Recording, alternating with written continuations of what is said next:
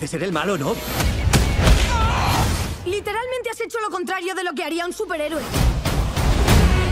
Eres él. Eres el superhéroe. De nada por evitar que te atraquen.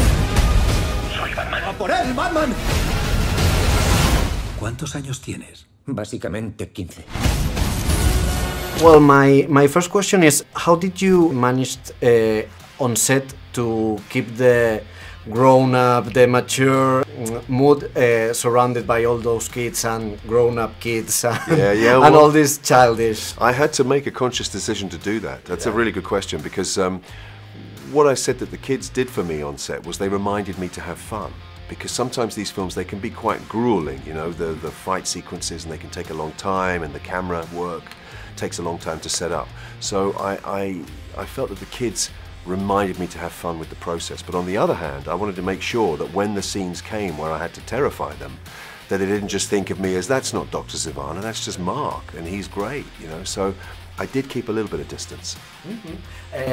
Usually superhero films often struggle to find a villain as charismatic as the hero to appeal the audience, and I'd like to know, why do you think it's that hard to get a good villain for a superhero film, and what are the strengths of Dr. Sivana to become a great villain? Yeah, I think first of all, it's human nature to love the hero.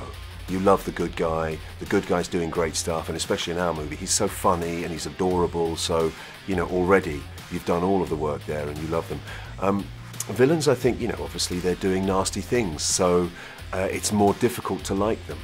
But with Sivana, what I think is interesting is that they give you his young self, which is so unusual.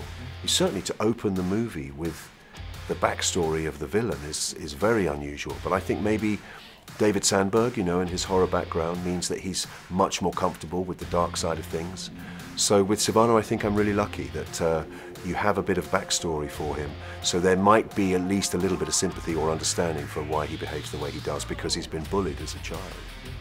These movies tend to create a lot of conversation around them, and they're not always as healthy as they should be. There are some type of fans that maybe take too seriously these movies. I don't know if you talked with the director of Zachary Levi, who have been more upfront with conversation on the internet because of there's no trailers, the suit is too I don't know.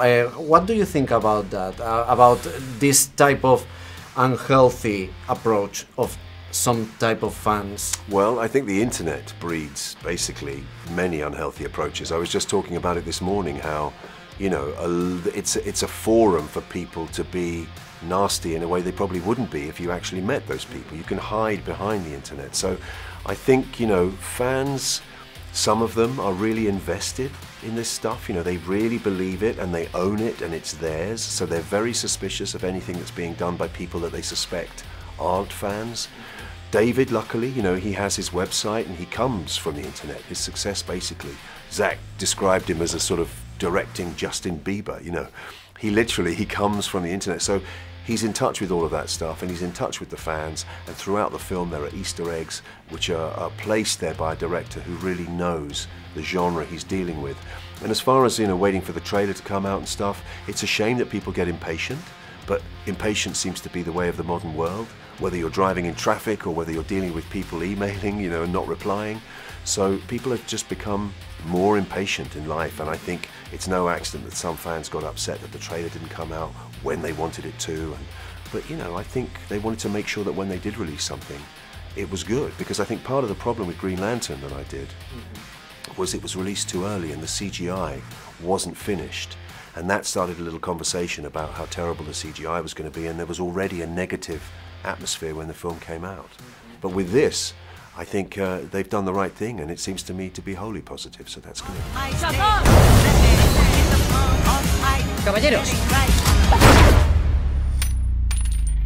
¡Las balas te rebotan! Estoy blindado. Estáis muertos. Siento lo de la ventana. De gracias, podrían haberle robado. Hola, ¿qué tal? Soy un superhéroe.